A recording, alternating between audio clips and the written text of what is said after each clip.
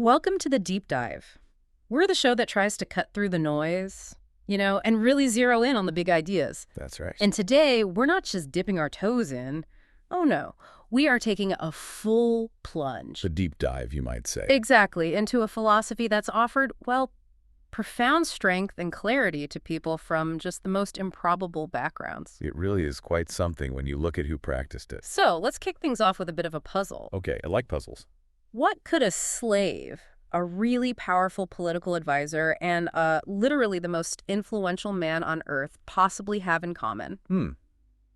On the surface, that sounds impossible, doesn't it? It really does. I mean, these are individuals from totally different stations in life, right? Facing completely different worlds. Worlds apart, one in chains, another navigating the tricky corridors of imperial power, maybe a gilded cage. Yeah, gilded cage is good. And the third, shouldering the weight of an entire empire.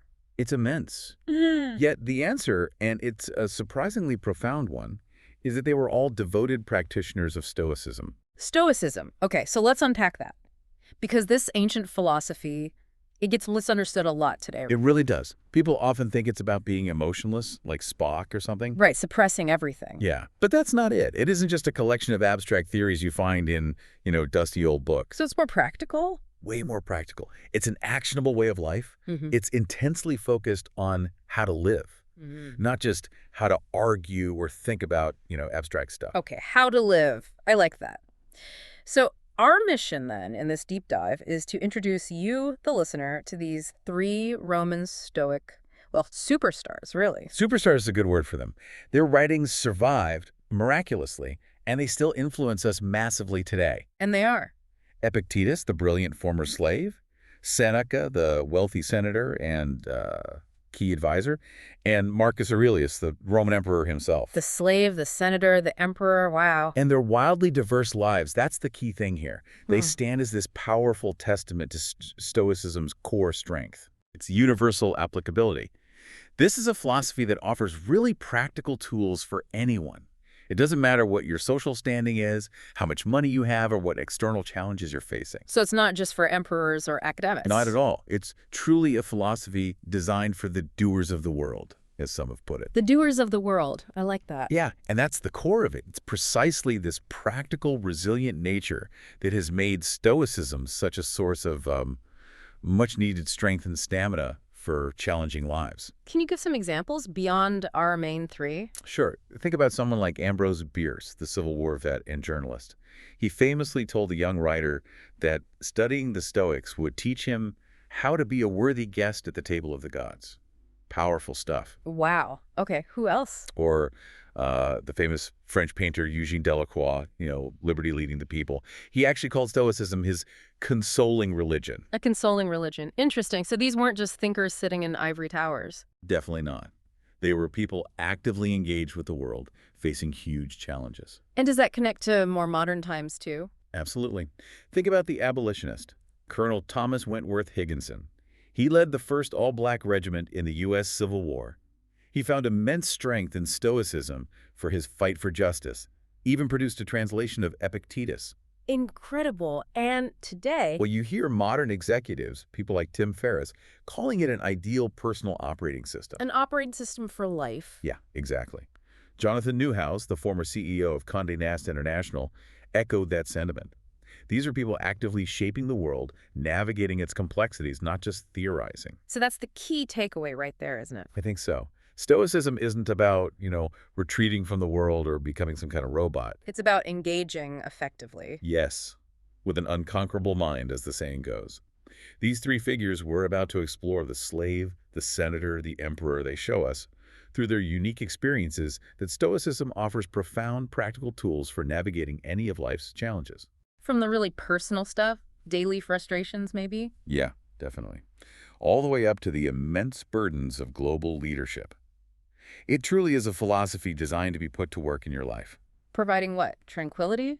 Resilience? Tranquility, yes, Yeah. but also the unwavering pursuit of virtue, inner strength. Okay, let's dive in then. Where do we start? Let's begin with perhaps the most remarkable story of the three. A man whose life just perfectly illustrates that Stoic emphasis on the power of your inner will. Epictetus. Epictetus, the former slave. Exactly. He was born in Hierapolis, Phrygia, that's modern-day Turkey, right at the absolute bottom rung of Roman society. Enslavement. And his master, he wasn't just anyone, was he? No, his master was a man named Epictetus, Hmm? a very wealthy and incredibly influential freedman. He was actually a personal secretary to the Emperor Nero. Nero, the tyrant. The very same. So can you imagine that environment? It's hard to fathom. Physically in chains, but right there at the heart of the imperial court. Surrounded by immense power, intrigue, cruelty, but possessing absolutely zero control over your own body, your own circumstances. That's about as extreme as it gets. A stark beginning for a philosopher who teaches about freedom. It really is. Now, the specifics of how he got his freedom, they're not totally clear from the historical records. But he did get freed. He did somehow gain his freedom.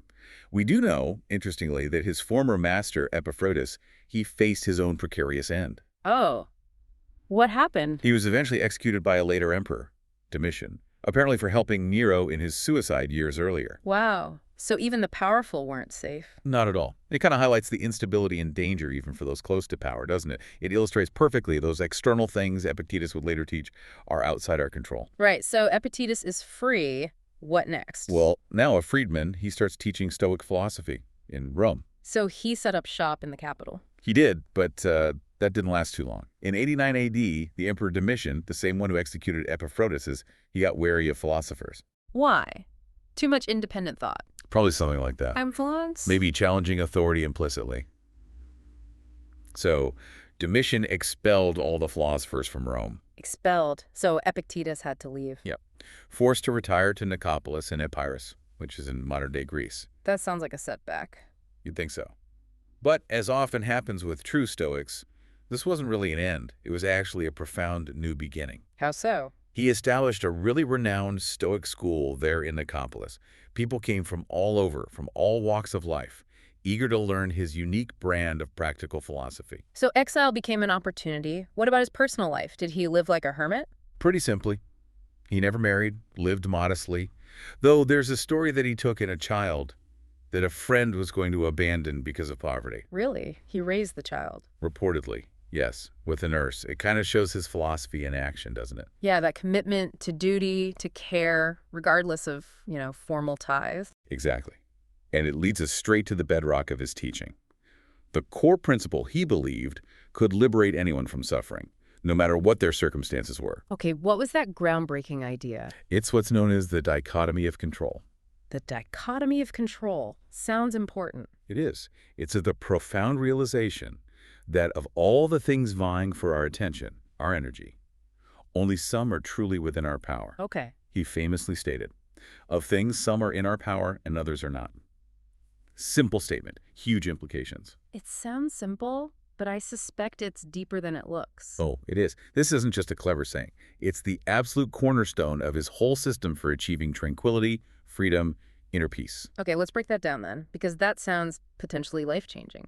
What did Epictetus mean by things in our power? Right. So the things in our power, he identified these as aspects of our inner life, things that are free, not subject to restraint or hindrance. Like what specifically? He listed things like our opinion, or the Greek word is hupolepsis, our movement towards a thing, horme, our desire, aversion, ekelesis. Basically, our judgments, our intentions, our desires, our aversions. Our inner responses. Exactly. In a word, whatever are our acts. Yeah. Fundamentally internal things. Your choices, your volitions. Got it. So what are the things not in our power? Okay, these are the external realities. Things like the body, its health, its appearance, eventually its decay. Right. Can't fully control that. Nope. Also, property, reputation, offices like jobs or positions of power. In a word, whatever are not our own acts. So basically everything outside of our own minds and choices. Pretty much. And he describes these things as weak, slavish, subject to restraint in the power of others. Weak, slavish, strong words. They are. And here's the critical insight. If you mistakenly believe these external uncontrollable things are within your power, or should be, What happens? you will be hindered, will lament, will be disturbed, will blame both gods and men. You set yourself up for suffering. Okay, so this is where the aha moment comes in. Hopefully. Epictetus wasn't just being abstract. He's saying our suffering doesn't come from the event itself, Exactly. but from our mistaken belief that we should control it or that it should be different than it is. Precisely. It's the mismatch between our expectations or desires about externals and the reality of those externals. Okay, can we walk through a really common modern example? Like, say I'm stuck in a massive traffic jam. I'm going to be late for a really important meeting. How does the dichotomy of control apply there? What's in my power, what isn't? Perfect example. Okay, the traffic jam itself. The sheer volume of cars, the accident up ahead that caused it, the speed, everyone else is driving all of that. Not in my power. Not in your power. It's an external event. It's completely indifferent to your schedule, your desires, your importance. Okay, feels frustrating, but okay. So what is in my power in that car? Now that's the crucial question. What's entirely within your power is your judgment about the traffic. My judgment. Yeah. Do you decide it's an unbearable nightmare that's ruining your entire day? Or do you judge it as simply an unexpected delay, something inconvenient but manageable? Okay, I see the difference. What else? Your reaction. Do you sit there fuming, honking the horn uselessly, cursing other drivers, raising your blood pressure? Guilty as charged sometimes. Or do you decide to use that time differently? Maybe listen to an audiobook you've been meaning to get to. Practice some deep breathing. Mentally plan your next steps for when you do arrive. Call ahead to calmly explain the delay. So practical actions and mental framing. Yes. And also, maybe making an effort to find an alternative route if one actually exists and is feasible. That action is in your power. But getting upset about the traffic itself, that's focusing on what's not in your power. So the Stoic focuses intensely on what is in their power and tries to let go of the attachment to what isn't. Exactly. It doesn't mean you suddenly don't care about being late. You still take appropriate action where possible. But you don't allow the uncontrollable external event to wreck your inner peace or dictate your emotional state. Okay, so the path to tranquility then, for Epictetus, comes from this really radical shift in perspective. Radical is a good word for it. He says if you truly get that path that only that which is your own, and that what is another's belongs to another, then the consequence is huge. What does he promise? He says, no man will ever compel you, no man will hinder you. You will never blame any man, you will accuse no man, you will do nothing involuntarily. No man will harm you, you will have no enemy, for you will not suffer any harm. That is an enormous promise, isn't it? And it all hinges on internalizing this dichotomy. Understanding that our hypolevis is our internal assent to impressions, the judgments we make. That's the absolute key. Right, that's the leverage point. It is. The power of inner will in practice for Epictetus, it really boils down to controlling your judgments. Or maybe more accurately, controlling the assent you give to your initial impressions. What do you mean by assent? Well, things happen. Impressions hit our senses. We have an initial thought or feeling about them. Assent is when we agree with that initial impression. When we say, yes, this is terrible, or yes, this is unfair. Epictetus says that moment of agreement is where we have power. So we can choose not to agree with our initial negative reaction. Exactly. He taught famously, what troubles people is not things, but their judgments about things. The distress isn't caused by the traffic jam, or the insult, or the loss. But by our internal narrative about it, our judgment that it's bad, wrong, unbearable. Precisely. If you can control that inner judgment, that hypolepsis, that moment of assent, you can control your emotional response. It's the critical filter, the primary lever for our tranquility. And this applies to goals too, right? Not just reactions to events. Absolutely. Yeah. He argued that a Stoic's goal should be an internal goal. An internal goal, like what? Like, say, in relationships. Yeah. To behave to the best of my ability in a lovable manner. That's your goal. Instead of trying to force an external outcome, like making someone love you, you can't guarantee someone else's feelings. That's external, not in your power. But you can control your own behavior, your own intentions. Exactly. Same applies to a career goal. You can't guarantee you'll get that specific promotion or make X amount of money. Those depend on external factors, other people's decisions, the economy. Not in your power. Right. But you can guarantee your dedication, your effort, your willingness to learn, your integrity throughout the process. Focus on the internal actions. So it's about shifting your focus from the outcome to the process, to your own actions within that process. Perfectly put. A philosopher's work, Epictetus said, is to adapt his wish, to what is going on. Adapt your wish to what is going on. Yeah, so that Neither any of the things which are taking place shall take place contrary to our wish, nor any of the things which do not take place shall not take place when we wish that they should. Okay, that sounds a bit complex. What does it mean practically? It means aligning your desires with reality, not wishing for things to be different than they are, but accepting things as they unfold, and then choosing your response virtuously within that reality. It's not about being passive or giving up. It's about acting wisely within the real world. Yes. And he believed this approach leads to a life without uneasiness, without fear, without perturbation, finding freedom in acceptance and right action. And he wasn't interested in just talking about it, was he? He had some strong words for people who just read philosophy. Oh, definitely. He was pretty critical of what he called false philosophers, people who just read texts, memorized arguments, maybe showed off intellectually, but didn't actually live it. What did he advise his students instead? He famously told them, "Show not your theorems to the uninstructed, but show the acts which come from their digestion." Show the acts which come from their digestion, like show the results in your behavior. Exactly. He used this great analogy about sheep. Sheep. Yeah. He said sheep don't vomit up the grass they've eaten to show the shepherd how much they consumed. Instead, they digest the grass internally, and then they produce wool and milk. I see. So don't just regurgitate ideas. Show the results, the wool and milk of having digested them internally. Live the philosophy. Precisely. Demonstrate wisdom through action, not just words. Embody it. That's a powerful call to practical application. And this mindset seems crucial for facing really tough stuff like fear, adversity. Absolutely essential. Epictetus taught that while we can't escape death, that's an external, not in our power, we can absolutely escape the fear of death. The fear is in our power because it's a judgment. So confront the fear, not run from it. Yes. He encouraged a courageous confrontation with difficult realities. He emphasized that the combat is for good fortune and happiness themselves. The combat is internal. The real fight is for your inner state, your peace of mind, your virtue, not for changing the external circumstances necessarily. He talked about needing rigorous training, these daily mental exercises, the discipline of desire, the discipline of assent to build that inner strength. And he lived this himself, right, with the exile. He really did. He taught his students, if they found themselves banished to somewhere awful, like the island of Gyara, which was known as this desolate, rocky place of exile. Like the Roman Alcatraz or something. Kind of, yeah. He said, don't sit there dreaming about Rome, thinking, oh, how many pleasures there were. Don't pine for what you lost. Right. Instead, fix your mind on this matter. How a man who lives in Gyara ought to live in Gyara like a man of courage. Adapt to your reality and live virtuously within it. Exactly. Make the most of your present circumstances wherever you are.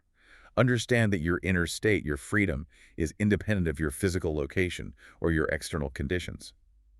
He modeled this perfectly by setting up that flourishing school right there in his place of banishment. And that inner strength, that control over judgment, that was the most important thing to protect. Above all else, he had this really challenging question he'd put to his listeners. What was it? He'd ask, basically, look, you'd be really upset if someone tried to take control of your physical body, right? Of course. But he'd say, that you put your understanding in the power of any man whom you meet, so that if he should revile you, it is disturbed and troubled, are you not ashamed at this? Oof, that hits home.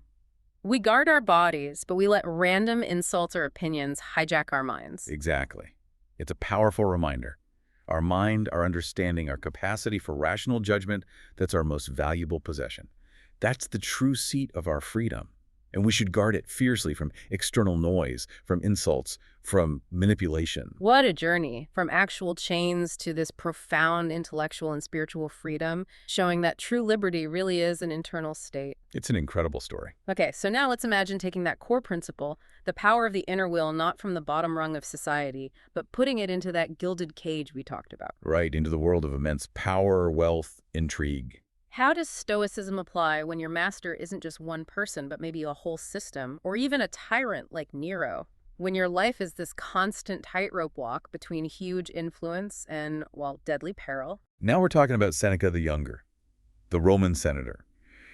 His life was one of truly dizzying extremes. Tell us about him. Who was Seneca? Well, he was a hugely prominent figure in Rome, a philosopher, yes, but also a powerful statesman, a very successful playwright, even a satirist. And wealthy. Immensely wealthy. And he wielded significant political power. Most famously, he served as a crucial advisor and tutor initially to Emperor Nero. Nero again. So Seneca was advising a tyrant. That sounds complicated. Deeply complicated. It placed him in this incredibly difficult position, trying to guide, maybe restrain, a capricious and often cruel ruler while somehow maintaining his own philosophical integrity. History hasn't always been kind to him on that front. Yeah, I can imagine the criticisms. How did it end for him? As tumultuously as he lived. Despite his influence, maybe even because of it, Seneca eventually fell out of favor. He faced accusations, likely trumped up. And ultimately, Nero forced him to commit suicide. Forced suicide. Like Socrates, in a way. Similar circumstances, yes. And this final act, in a grim sort of irony, became the ultimate test of his own philosophy. How so? The sources, like Tacitus, describe his final moments. When the executioners arrived with the mortal decree, Seneca didn't rely on his vast fortune or his powerful connections. They couldn't help him then. What did he rely on? Solely on his virtue and inner strength. It's described as his last and his finest moment. A real testament, supposedly, to the principles he taught about facing death with courage, living in accordance with nature, maintaining that inner peace even when everything external is collapsing. A powerful demonstration, if true. But we have to acknowledge the criticism, right? The hypocrisy charge. Absolutely, you can't ignore it. Seneca paid a price for his instructions to Nero, as one historian put it, and his hypocrisy, avoidable or not, was costly. So how did Stoics, or how did Seneca himself, maybe, reconcile that? This philosopher of virtue living this life of immense wealth, political power, entanglement with a tyrant. Was it a necessary evil, a compromise, a failing? That's the million denarius question, isn't it? And it really speaks to the challenge of applying philosophy in the messy, complex reality of politics and power. It's not clean. It's definitely not clean. Seneca himself, in his writings, he acknowledges this tension. He argued that a wise person could engage with wealth and power, provided they remained indifferent to them. Indifferent, how? Treating them as tools, not as ends in themselves, as things preferred, but ultimately external and not essential to virtue or happiness. He even argued a wise person might be more useful with wealth, because it allows for philanthropy, helping friends, doing greater good. So use wealth, don't be used by it. That was the idea. The criticism often comes from perhaps our modern expectations of philosophical purity. But for many Stoics engaging with the world, even its difficult, dirty parts, was part of their social duty. He tried to steer Nero towards virtue. A doomed effort, it seems. Ultimately, yes. A difficult, maybe impossible task. But perhaps, some might argue, a virtuous one to even attempt. Despite all these complexities, though, his writings, especially his letters from a Stoic and essays like On Anger, offer incredibly practical, down-to-earth advice. Okay, let's get into that. Anger, that's something everyone deals with. How did Seneca view anger? He had a very strong view. He called anger brief insanity. Brief insanity, wow. Yeah, and he claimed that no plague has cost the human race more. He went into detail about its destructive power, how it ruins cities, destroys nations, wrecks individual lives, people being killed, poisoned, and sued, all because of anger. Sounds familiar, sadly. Right. He saw it as fundamentally a waste of precious time and this constant threat, especially because, let's face it, the world gives us much to be angry about. But crucially, he believed it was a voluntary vice, not an irresistible emotion. Voluntary, so we choose to be angry. In the Stoic view, yes. Anger arises from judgments. Judgments that we've been wrong, that things should be different, and judgments are within our power. Okay, so he calls it brief insanity. But how did he suggest we stop it? How do we intervene when that feeling starts bubbling up? Did he offer specific techniques? Like for dealing with online trolls or that guy who cuts you off in traffic? He did offer several very practical techniques. First and foremost, delay. Delay, just wait. Yes. Postpone your reaction. He said anger doesn't listen to reason when it's fresh and hot. Give yourself time to cool down, to think.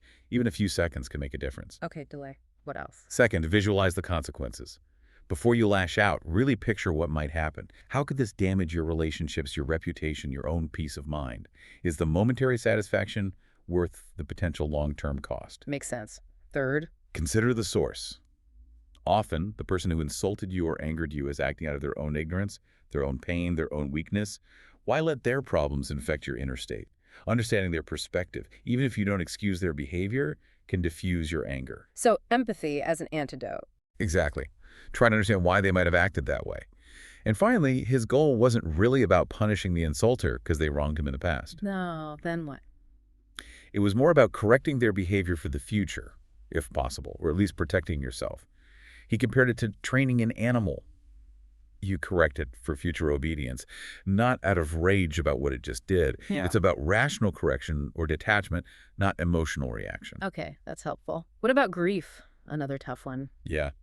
His advice on grief was, maybe surprisingly, to be parsimonious with our tears. Parsimonious, stingy with tears. Why? Because, he said, nothing must be husbanded more carefully than that of which there is such frequent need. Life involves loss, so we need to manage our emotional resources wisely. And his main strategy for managing grief or preventing overwhelming grief? His primary strategy was something called negative visualization. Negative visualization, that sounds, well, negative.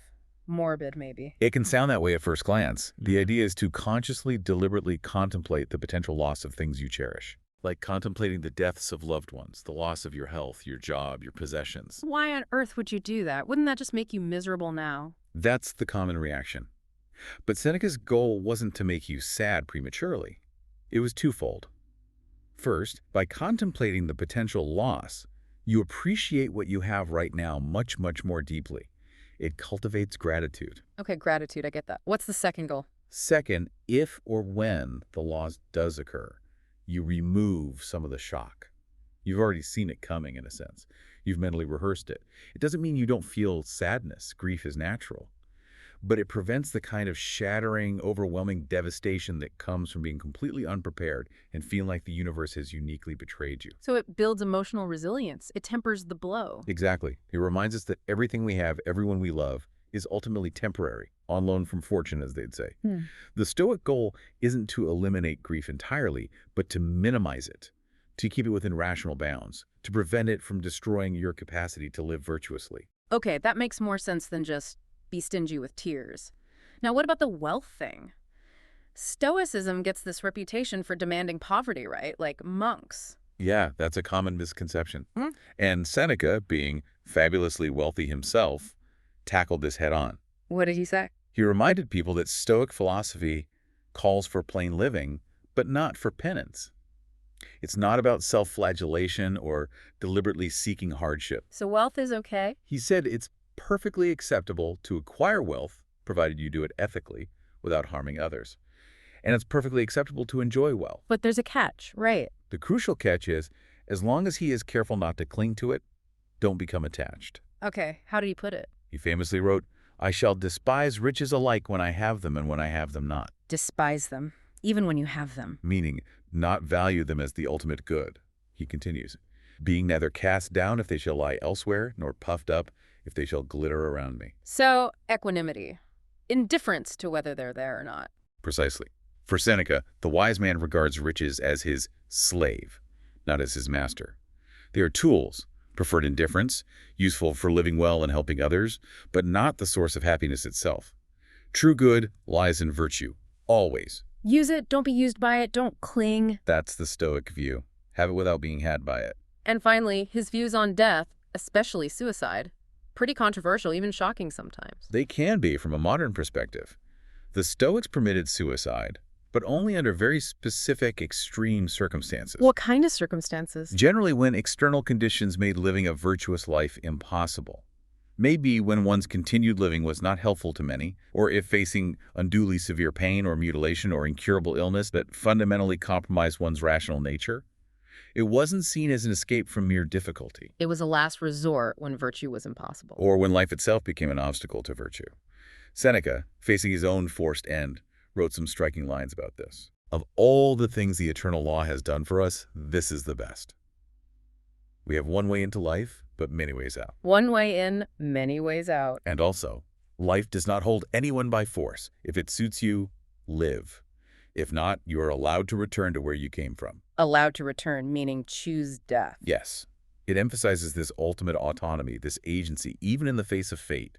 Seeing death not necessarily as a defeat, but potentially as a final rational choice when circumstances become truly unbearable or strip you of your ability to live according to reason and virtue. He also had that really provocative line. You mean, "Is wrong to steal the means of living, but very fine to steal the means of dying." Yeah, that one. It's intense. It is. It underscores the idea that the choice over one's own exit under dire circumstances was considered a fundamental freedom, Again, this was not a casual thing or an endorsement of giving up easily. It was for extreme situations where the wise man would rationally conclude that death was preferable to a compromised existence. It's fascinating how Seneca's life, wrestling with power, wealth, a tyrant boss, his advice feels surprisingly relevant. Doesn't it? Managing ambition, navigating public life, dealing with difficult people, handling anger and grief. These are timeless human challenges.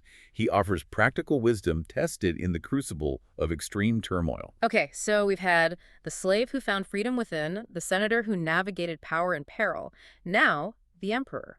Now we turn to the man who embodied philosophy, right at the absolute pinnacle of worldly power, Marcus Aurelius. The philosopher king, the most powerful man in the world at the time. He was Roman emperor, yet his life was anything but a comfortable cruise.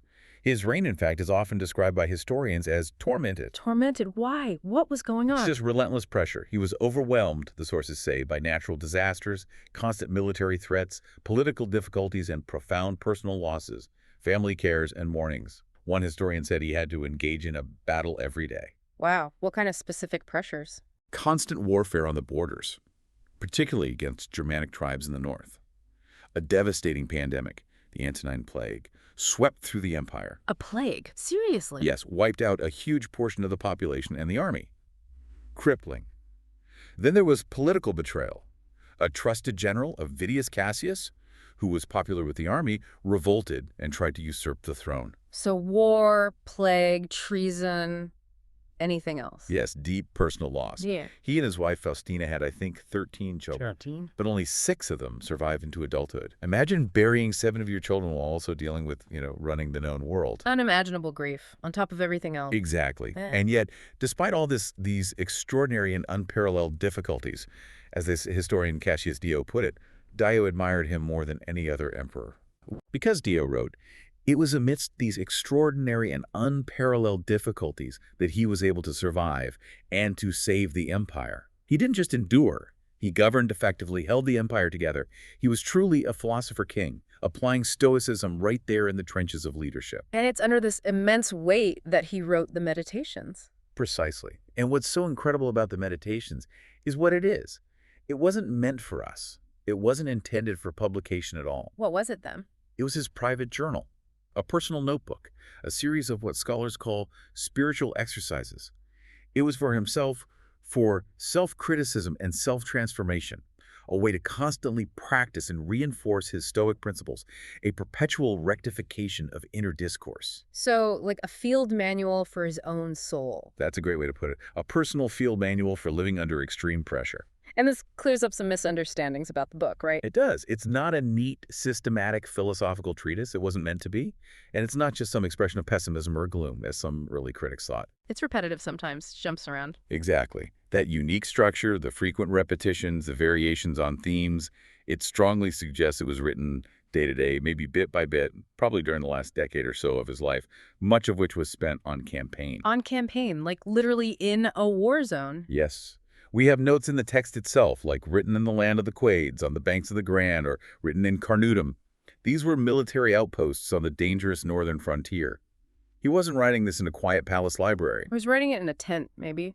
On the edge of the Roman world, dealing with war, plague, loss, jotting down these Stoic reminders to keep himself sane and virtuous. That's the context and makes the text even more powerful, I think. It's not theory, it's applied philosophy under fire. Absolutely.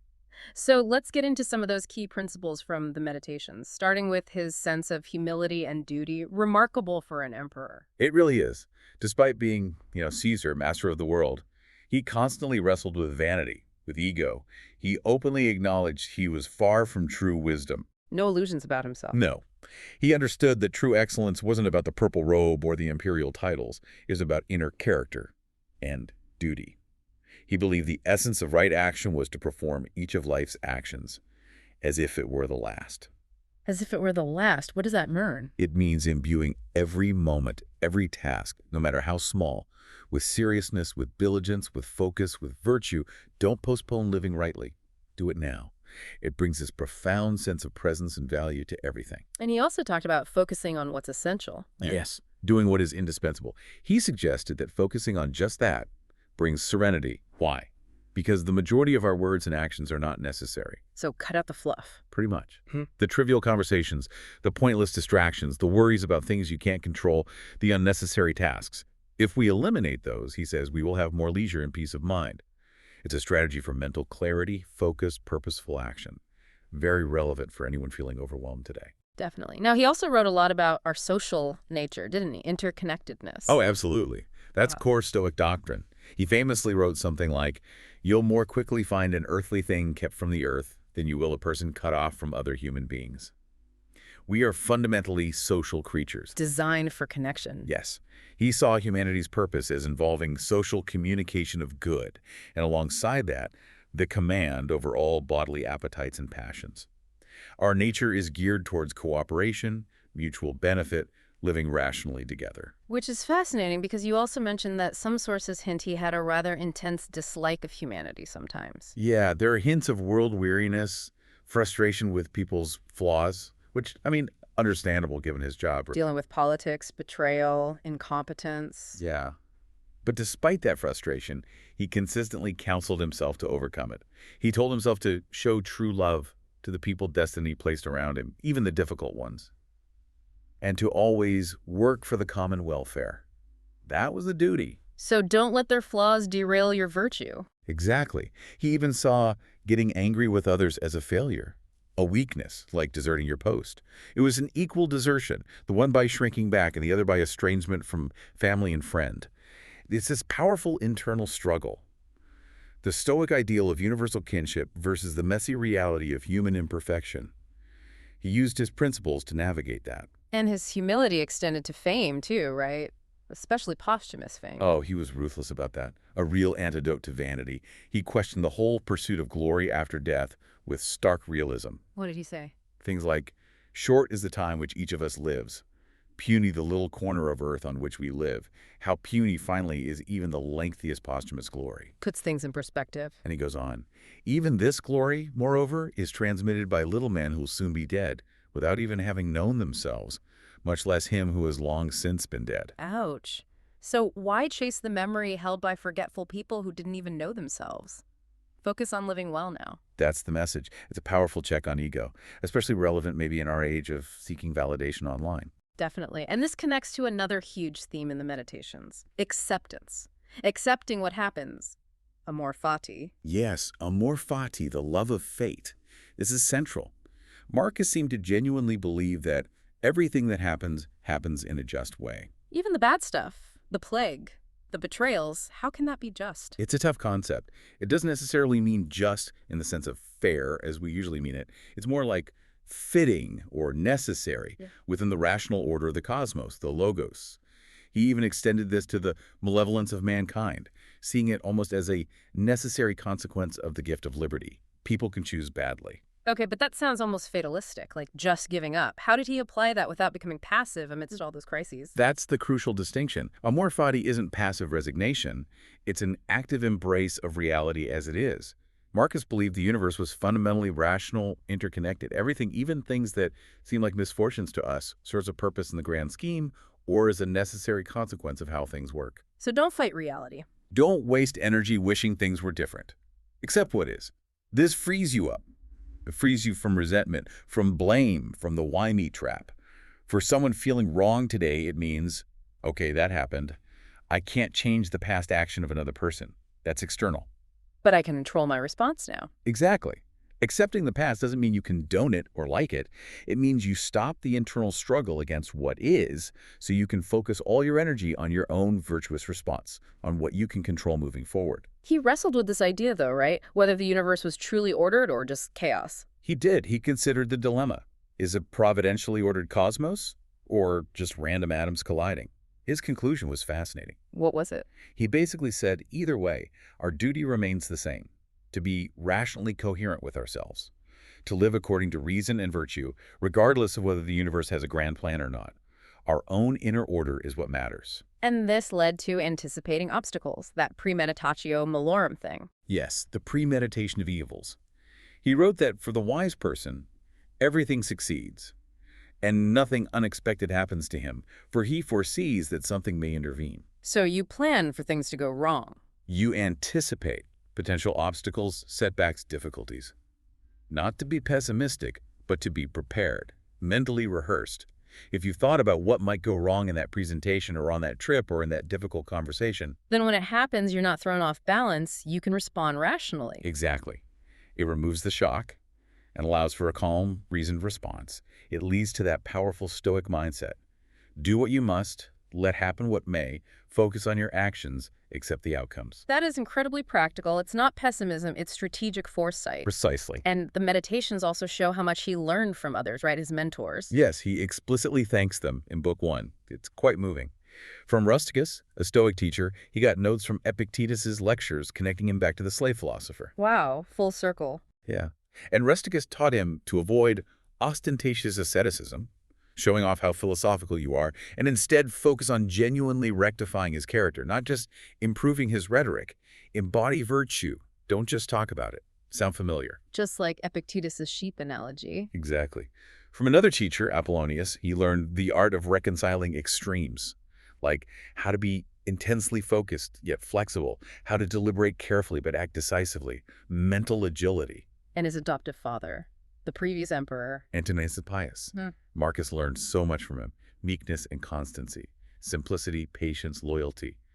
He deeply admired Antoninus's steady, virtuous reign and explicitly aspired not to be Caesarized. Not to be corrupted by power. Right. He wanted to remain grounded, sincere. In fact, the Emperor Hadrian, who chose Marcus as a successor early on, apparently nicknamed the young Marcus Verissimus. Verissimus, meaning? The very sincere, or the most truthful. High praise, suggesting this commitment to integrity was there from the start. It's amazing to see these principles playing out in his personal struggles, too. There's that story about his dream. Ah, yes. The dream, where he saw himself with ivory shoulders. What did that symbolize? It's interpreted as symbolizing his capacity to support a burden with extraordinary strength, even if that strength felt somehow other than natural. A recognition, perhaps, of the immense weight he had to carry and the inner fortitude cultivated by philosophy that allowed him to bear it. And he faced criticism, too, right? For not being a different kind of emperor. Oh, yeah.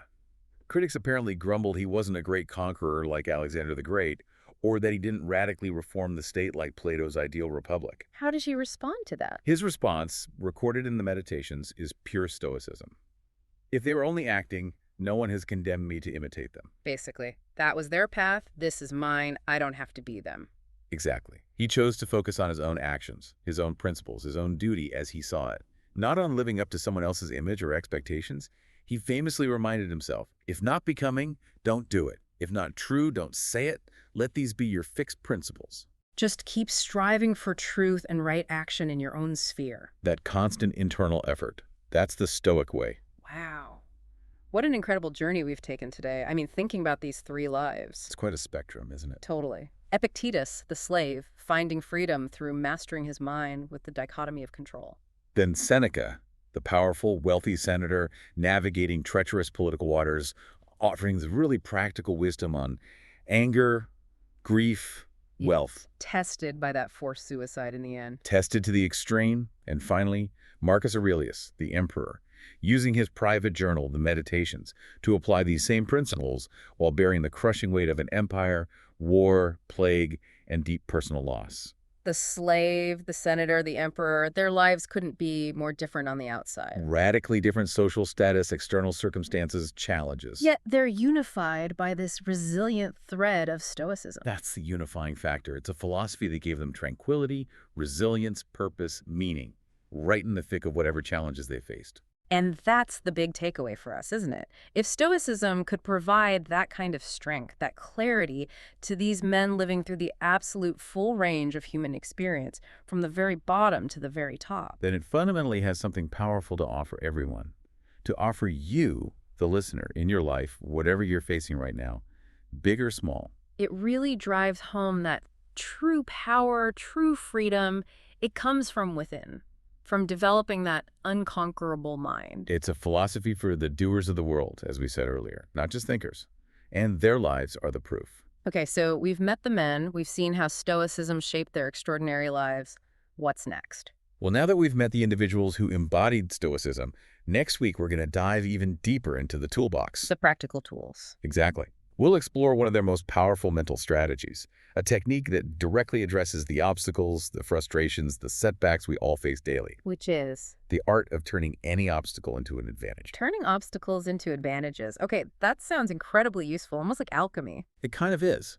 It's a core Stoic concept that can genuinely transform how you approach adversity, uncertainty, difficulty in your own life. Fantastic. We look forward to getting into those actionable strategies with you, taking these timeless principles and figuring out how they become, that personal operating system for navigating life. Exactly. How to turn those inevitable bumps in the road or even those huge roadblocks into fuel for growth and virtue.